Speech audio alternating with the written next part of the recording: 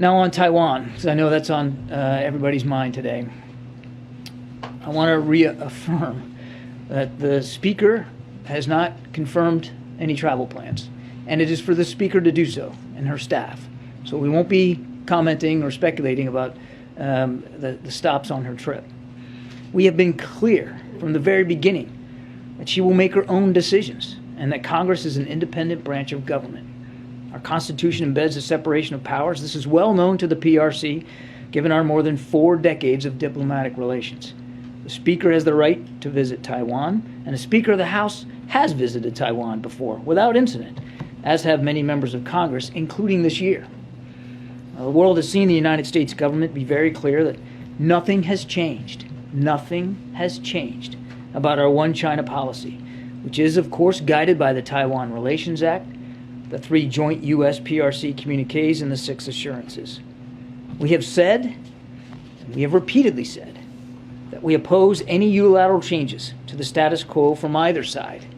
We have said that we do not support Taiwan independence, and we have said that we expect cross-strait differences to be resolved by peaceful means.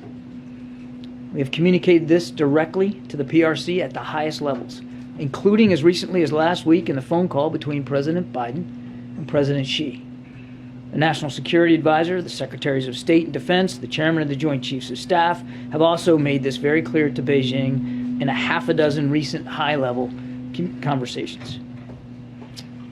Put simply, there is no reason for Beijing to turn a potential visit consistent with long-standing U.S. policy into some sort of crisis or conflict, or use it as a pretext to increase aggressive military activity in or around the Taiwan Strait. And yet, over the weekend, even before Speaker Pelosi arrived in the region, China conducted a live-fire exercise. China appears to be positioning itself to potentially take further steps in the coming days and perhaps over longer time horizons. Now, these potential steps from China could include military provocations, such as firing missiles in the Taiwan Strait or around Taiwan, operations that break historical norms, such as large-scale air entry into Taiwan's Air Defense Identification Zone, ADIZ, I think you all know that acronym, air or naval activities that cross the median line, and military exercises that could be highly publicized. This could also include actions in the diplomatic and economic space, such as further spurious legal claims by Beijing's public assertions last month, Beijing's public assertions last month that the Taiwan Strait is not an international waterway. Some of these actions would continue concerning trend lines that we've seen in recent years, but some could be of a different scope and scale. The last time Beijing fired missiles into the Taiwan Strait was 1995 and 1996, after Beijing reacted provocatively to Taiwan's president's visit to deliver an address at his alma mater. I want to contrast this now between the United States and China. We, and countries around the world, believe escalation serves no one. Beijing's actions could have unintended consequences that only serve to increase tensions.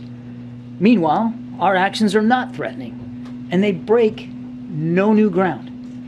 Nothing about this potential visit, which, oh, by the way, has precedent, would change the status quo.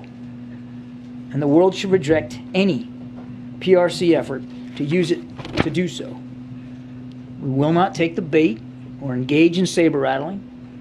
At the same time, we will not be intimidated. We will keep operating in the seas and the skies of the Western Pacific as we have for decades.